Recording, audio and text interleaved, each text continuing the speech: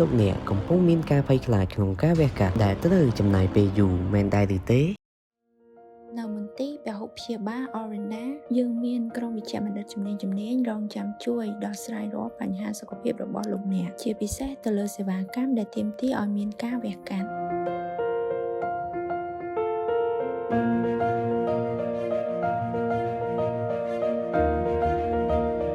ដែលពួកយើងមានឧបករណ៍និងគ្រឿងបរិក្ខារទំនើបជាមួយនឹងវិជ្ជាបណ្ឌិតដែលមានបទពិសោធន៍ខ្ពស់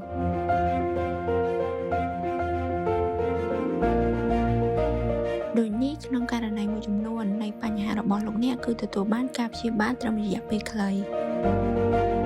ដោយលោកអ្នកអាចសម្រាកមន្ទីរពេទ្យត្រឹម1យប់ប៉ុណ្ណោះនិងអាចត្រឡប់ទៅធ្វើការវិញបានធម្មតា